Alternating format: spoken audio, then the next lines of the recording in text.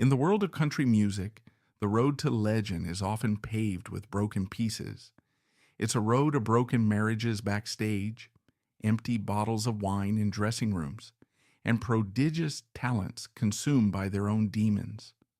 The public craves stories of fall and redemption. They celebrate rebels who hit rock bottom and found themselves again. Tragedy sells records, and scandals create immortal stars. But this story is different. The only controversy in his life was that he lived without one. A man whose calm decency was, paradoxically, his greatest rebellion. Amidst a sea of stars that burned brightly and then fizzled out in chaos, he was the one who chose stability. His name is Claude Gray, and his story is not about a glamorous battle with evil, but about an even rarer kind of power, the power of choosing to be a good person every day.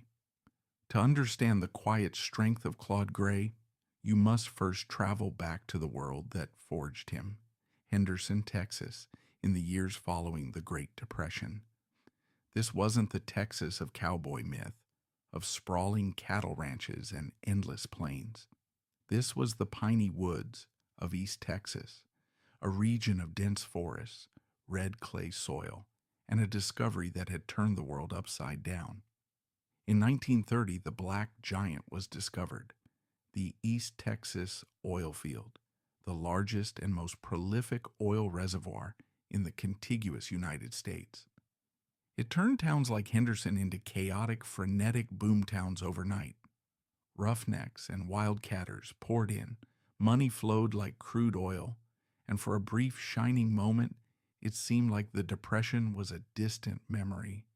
But the boom and bust cycle of the oil industry is a fickle and cruel master. For every man who struck it rich, there were 1,000 more, like Claude Gray Sr., who lived a life of uncertainty, chasing work from one rig to the next, never knowing if the next paycheck would be their last. It was into this world of precarious hope that Claude Gray was born on January 25th, 1932. He was the fifth child and, significantly, the only son of Claude Sr. and Odell Gray. His life would be shaped by the powerful female presence of his four sisters, Velta, Mary Louise, Opal, and Beatrice. The Gray family lived a life typical of the rural South at the time. Their world was small, centered on three unshakable pillars: hard work, family, and the Baptist Church. Claude Sr. was a product of his generation, a man who had survived the Great War and who viewed life as a series of duties to be performed without complaint. He worked the farms and he worked the oil fields, providing for his family through the sheer force of his will. But the emotional toll of this life was immense. The constant financial pressure and the memories of war left him prone to periods of depression, a quiet internal struggle that was common among men of his time but never spoken of aloud. The emotional and spiritual heart of the Gray household was Odell. It was she who managed the home, raised the children, and, most importantly, filled the house with music. In the humble homes of the working poor South, music was not a luxury. It was a necessity. It was the medium for worship, the cure for loneliness, and the repository of family history. The Grays would gather in the evenings, their voices blending in the tight, beautiful harmonies of gospel hymns and old folk songs. It was here, sitting at his mother's knee, that Claude learned to sing. He discovered that his naturally deep voice could be a source of beauty and comfort, a way to bring a moment of grace into a world defined by hardship. This upbringing didn't just teach him how to sing, it taught him why to sing. For Claude, music would always be intrinsically linked not to fame or fortune, but to faith, family, and the act of providing solace. Being the only boy in a family of 5 children, surrounded by 4 sisters, had a profound and lasting impact on Claude's developing character. In the often rough and tumble, hyper-masculine culture of rural Texas, his home life was different. He learned to exist in a world dominated by female energy. This likely fostered in him a gentleness, an empathy, and a quiet sense of responsibility that would set him apart from many of his peers. He was not just a son, he was the soul brother, a role that came with an unspoken duty to be a protector, a steadying presence. This sense of duty was sharpened by the quiet tragedies that unfolded throughout his life. Over the years, he would have to watch one by one as three of his beloved sisters, Mary Louise, Opal, and Beatrice, passed away from illness and the complications of age. This was not a single dramatic event like the one that haunted the Cash family, but a slow creeping grief, a lifelong education in loss. In keeping with the stoic culture of his upbringing, this was a private sorrow, a burden he carried with quiet dignity. He never used this pain as material for his songs in an explicit way. Instead, it seems to have deepened his natural inclination towards stability and reinforced the immense value he placed on family. He had seen how fragile life could be, and he was determined to build his own on a foundation of solid rock. He found his first escape and his first stage in the local school. His deep baritone voice, mature beyond his years, made him a standout in school assemblies and local gatherings. This was his first taste of an audience, the first time he realized that the voice he had cultivated in his family's living room had the power to move strangers. It was a source of personal pride and a vital outlet, a way to channel the complex emotions of his adolescence into something beautiful and controlled. By the time he graduated from Henderson High School in 1950, he was a local celebrity, a young man with a God-given talent and a decision to make about his future. In the summer of 1950, America was a nation caught between post-war optimism and the dawning chill of a new kind of conflict. The Second World War was over, but the Cold War had begun, and a hot war was breaking out on a distant peninsula called Korea. For young men like Claude Gray, the future was uncertain. A path to college or a steady job was not a given, but there was one path that offered structure, a paycheck, and a chance to see the world while fulfilling a patriotic duty, the military. Just 1 month after receiving his high school diploma, Claude Gray enlisted in the United States Navy. This decision would be one of the most formative of his life. It took the boy from the piney woods and plunged him into a world he could have scarcely imagined. He was assigned to the USS Cacapon AAO 52, a Cimarron-class fleet oiler.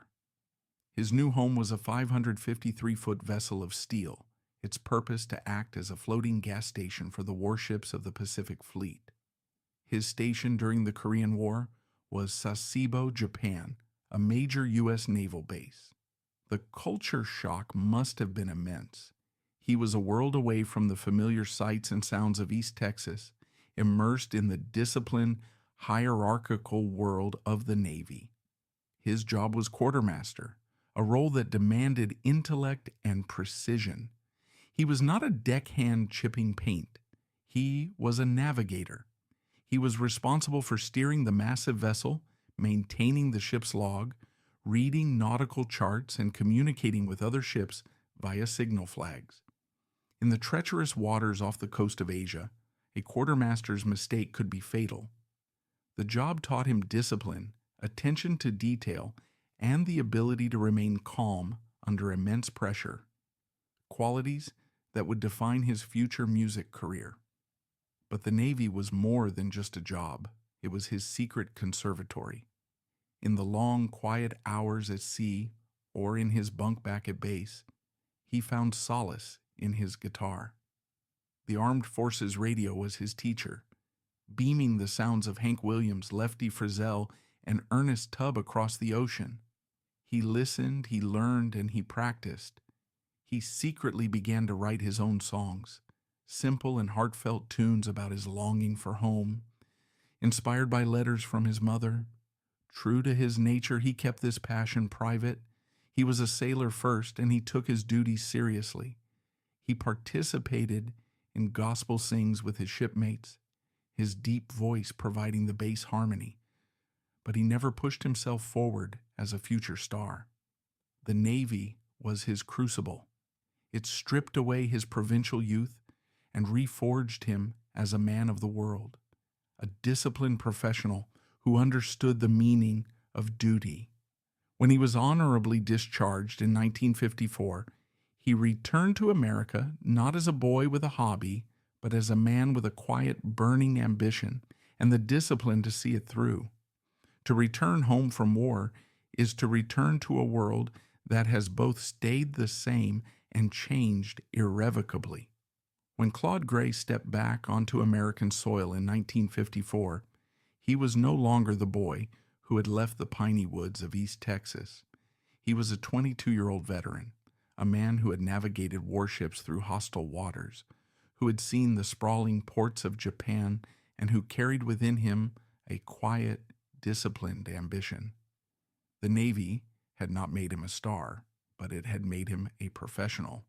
It had given him the structure and the self-assurance he would need to navigate his next, far more treacherous frontier, the world of country music. He did not rush to Nashville. That was not his style. A frontal assault on Music City, armed with nothing but a guitar and a dream, was a gamble for reckless boys. Claude Gray was a man who planned his campaigns. He knew his voice was his greatest asset, but he also knew that in a town full of golden-throated singers, a voice alone was not enough. He needed to understand the industry from the inside. He needed a strategy. His first move was a return to what was familiar. He came back to Texas, a celebrated hometown hero, and put his deep, resonant voice to work in a new way. He became a radio announcer in Kilgore, not far from his hometown of Henderson. He later moved on to become a DJ in Meridian, Mississippi. This was his postgraduate education. For several years, he lived the life of a local radio man. He introduced the records, read the farm reports, and spun the hits of the very stars he hoped to one day join: Webb Pierce, Ray Price, Lefty Frizzell. He was a student of the airwaves, analyzing the structure of a hit song, learning the tastes of the audience, and most importantly, building a network. He became a trusted voice, a friend to the local listeners, and a friendly contact for the record promoters and producers who passed through town. He was quietly laying the groundwork, building a reputation not as a singer, but as a professional who loved and understood country music. By 1958, Claude Gray was ready. He made the move to Nashville, but even then, his approach was methodical. He signed with D Records, a small Houston-based label, and released his first single, I'm Not Supposed, which made a respectable showing on the regional charts. It was a solid start, but it wasn't the breakthrough he needed. The turning point, the moment that would alter the course of his life and, in a small but significant way, the course of country music history, came in 1960. And it arrived in the form of a struggling songwriter with a brilliant song and holes in his shoes. His name was Willie Nelson. Today he is a global icon, the red-headed stranger, a living legend. But in 1960, Willie was just another broken, desperate songwriter in Nashville, peddling his uniquely brilliant but unconventional songs to anyone who would listen. He was a genius out of time, and his pockets were empty. One of the songs he carried with him was a simple, profoundly moving gospel tune he had written called Family Bible. The song was a tribute to his own devout grandmother and the role the Bible played as the moral and spiritual center of his family. It was a song of pure, unadorned faith. Claude Gray, the son of the deeply religious Odell Gray, a man who had led gospel sings aboard a naval warship, heard the song and understood it on a cellular level. He recognized its simple, powerful truth. He saw past Willie's rough exterior and heard the soul of a poet. While other artists and producers may have dismissed the song as too old-fashioned or too religious for the radio, Claude knew it was a hit. At that moment, a quiet transaction took place. Claude bought the rights to Family Bible from the desperate Willie Nelson for the paltry sum of $100. It might be one of the most consequential $100 bills in music history. For Willie, the money was a lifeline. It was enough to pay his rent, to buy food, to survive for another week, to keep the dream alive long enough for the world to finally catch up to his singular talent. For Claude, the song was a key. His recording of Family Bible was a perfect match of singer and song. His warm, sincere baritone delivered the lyrics with a gentle authority that felt both personal and universal. The record was a smash hit, climbing to number 10 on the country charts and establishing Claude Gray as a new star to watch. It was a hit born not from savvy industry calculation, but from a genuine moment of artistic connection and a quiet act of kindness. This single event would forever link the two Texans, the gentle giant and the future outlaw, in the sprawling folklore of country music. The success of Family Bible was the catalyst that propelled Claude Gray into the major leagues.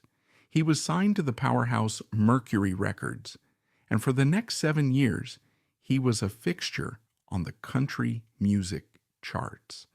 This was the era of the Nashville sound, a new sophisticated style of country music designed to appeal to a broader, more pop-oriented audience. The rough edges of honky-tonk were smoothed over with lush string arrangements, smooth background vocals, and polished production. It was a sound that required a new kind of singer, not a wild man, but a crooner. And the smooth, controlled, and deeply resonant baritone of Claude Gray was the perfect instrument for the time. In 1961, he released the song that would become his immortal signature, "I'll Just Have a Cup of Coffee, Then I'll Go." Written by the prolific songwriters Steve Karlosky and Sonny Salvino, it was a miniature masterpiece of dignified heartbreak. The song's narrator finds himself in an impossible situation, seeing the woman he loves with another man. But instead of causing a scene or breaking down in tears, he handles the moment with a quiet, heartbreaking grace. He'll have a cup of coffee, make polite conversation, and then quietly walk away. His world shattered, but his dignity intact. The song was a massive crossover hit, reaching number 4 on the country charts and even making a significant showing on the pop charts. Its mature, understated emotion resonated with millions, and its fame even reached the shores of Jamaica, where a young Bob Marley recorded his own version. This hit established the Claude Gray persona, the gentle giant, the man who could express deep emotion without losing his composure. He followed it with another smash, the cleverly written "My Ears Should Burn When Fools Are Talked About," which reached number 3. Throughout the early and mid-1960s, he was a constant presence, releasing a string of memorable hits like the trucker anthem "How Fast Them Trucks Can Go" and the poignant ballad "I Never Had the One I Wanted." In total, he landed 5 hits in the top 10, each one a testament to his impeccable taste in songs and his smooth, authoritative delivery. He became a beloved member of the Grand Ole Opry, the highest honor in country music, and a relentless road warrior. His act, the Claude Gray Road Show, was known for its professionalism and class. In an era when many stars were infamous for their unreliability, Claude Gray was a man you could count on. He showed up on time, sober, and always delivered a flawless performance. He had learned his work ethic in the cotton fields and his discipline in the Navy, and he applied those lessons to his music career. He treated his talent not as a gift to be squandered, but as a responsibility to his audience. But beneath the polished professional exterior, the independent Texan spirit still flickered. He was a man of quiet, deeply held convictions. In the early 1970s, he co-wrote a song that was a radical departure from his usual fare. The Ballad of Jimmy Hoffa was a powerful, sympathetic tribute to the controversial and recently vanished leader of the Teamsters Union. It was a political song, a story of a working-class hero taking on the establishment. His label, Mercury Records, which was now part of the larger MCA Corporation, was horrified. They saw the song as a political hot potato, a risk they were unwilling to take. They refused to release it. For many artists, that would have been the end of it. But Claude believed in the song. In an act of quiet but firm defiance against the corporate machinery of Nashville, he took the master tapes and released the song himself on his own small independent label, Ole Podner Records. The record wasn't a commercial hit, but that wasn't the point. It was an act of artistic integrity. It was a declaration that, despite his success within the Nashville system, he was still the boy from Henderson, a man who believed in telling the stories of the common man, no matter how controversial. That flash of quiet rebellion, a reminder that the gentle giant had a backbone of Texas steel, was a sign of the integrity that would guide the next and longest phase of his career. Stardom in the world of music is often a brief and blinding flash. It is a ride on a rocket, a thrilling ascent that, for so many, is followed by a swift and brutal return to earth. Claude Gray had ridden that rocket. He had seen his name at the top of the charts, heard his voice on every radio station from Texas to Tennessee, and stood in the sacred circle of the Grand Ole Opry. He had achieved the dream. But the true measure of a man's character is not found in how he handles the ascent, but in how he navigates the long winding road after the peak has passed. For Claude, the fading of his chart success in the late 1960s and early 1970s was not an end, but a transition. He had already proven his talent and secured his place in the annals of country music. He had stood toe-to-toe with the giants and held his own. Now he was free to pursue a different kind of success, one measured not in record sales, but in longevity, respect, and the quiet satisfaction of a life built on an unshakable foundation of integrity. His next chapter would be his longest and, in many ways, his most significant. While many of his contemporaries were flaming out or fading away, Claude Gray got to work. He understood a fundamental truth of the music business. Radio hits are temporary, but a loyal audience is forever. He took his act, the Claude Gray Roadshow, and became one of the most reliable and hardest-working journeymen in country music. For decades, his life was the road. It was the endless miles of highway, the pre-dawn departures from sleepy motels, the camaraderie of his band, and the nightly ritual of stepping onto a stage, big or small, and giving the audience everything he had. This was the lifeblood of country music, far from the glamour of Nashville.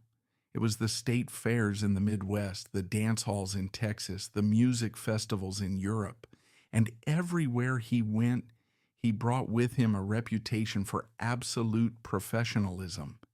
In an industry rife with tales of drunken no-shows and prima donna behavior, Claude Gray was a promoter's dream. He was always on time, he was always sober, and he always delivered a flawless, heartfelt performance. His discipline, forged in the Navy, became his brand. He treated every show, whether for 200 people or 20,000, with the same level of respect. This unwavering reliability earned him a degree of loyalty and affection from fans and industry insiders alike that chart positions could never buy. His membership in the Grand Ole Opry was not just an honor, it was his spiritual home. For years, whenever he was not on the road, he would return to its hallowed stage. The Opry is more than a venue. It is the living, breathing heart of country music, a family of artists bound by a shared tradition. His regular presence there kept him connected to the core of the music he loved and introduced his classic songs to new generations of fans. He was a part of the bedrock of the institution, a walking, singing piece of its history, a reminder of a time when a smooth voice and a well-told story were all that mattered. While his public life was one of constant motion, his private life was the anchor that made it all possible. After an early marriage, Claude found the partner who would see him through the rest of his journey, Brigitte Peak Ross. Brigitte was more than his companion. She was his co-pilot. She traveled with him, managed his affairs on the road, and provided the unwavering support and stability that allowed him to endure the grueling life of a touring musician for so long. Theirs was not a headline-grabbing dramatic romance like that of Johnny and June or George and Tammy. It was a quiet, steadfast partnership, a life built behind the scenes, far from the intrusive glare of the public eye. For a man who had grown up surrounded by 4 sisters, it seems he was most comfortable with a strong, capable woman by his side. Their relationship was the bedrock upon which he built the second half of his life. He extended this sense of quiet duty to his entire family. While he and Brigitte had no children of their own, he took his role as an uncle seriously. He became the quiet patriarch of the Gray clan, the successful son who never forgot where he came from. During the leaner years for the country music industry, he quietly provided financial support for his nieces and nephews, such as Sandy Ray Bristow and William Arthur Morris, ensuring they had the stability that he had worked so hard to achieve for himself. These were not grand public gestures designed for praise. They were the private acts of a good man, looking after his own, fulfilling the unspoken duties of family that had been instilled in him since childhood. And in the quiet hours off the road, another side of Claude Gray emerged, one the public rarely saw. He was a man with a rich and curious inner life. He was a voracious reader and a devoted, self-taught student of the Bible.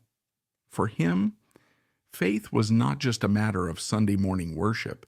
It was an intellectual and spiritual journey. He found in the Scriptures the same solace and moral guidance that had sustained his mother. This deep personal study was his way of making sense of the world, of processing his own private griefs, especially the slow sequential loss of his sisters, and of reinforcing the moral compass that guided his every decision. In a business that often celebrates the superficial, Claude Gray was a man of quiet substance, his character shaped as much by the books he read as by the songs he sang. As he entered his 80s, with his touring schedule finally beginning to slow, Claude turned to a new medium to tell his story, writing. He published 2 books that perfectly encapsulated the 2 sides of his personality. The first, his autobiography, Glorious Country Trail, was a gentle and humble look back at his remarkable journey. It was not a tell-all filled with industry gossip, but a heartfelt account of a boy from Henderson who followed his dream, served his country, and built a life in music. It was his chance to set the record straight, in his own words, with his characteristic grace and lack of fanfare. His second book, Washington Weasels, revealed the passionate, principled citizen beneath the gentle crooner.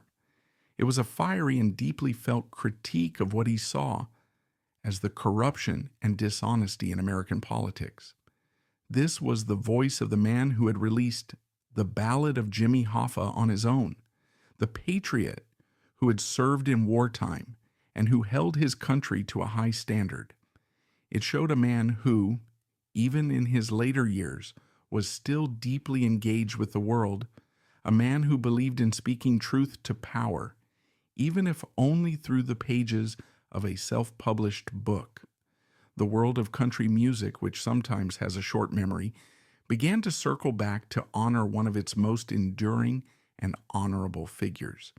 In 2019, he received his home state's highest honor, being inducted into the Texas Country Music Hall of Fame in Carthage.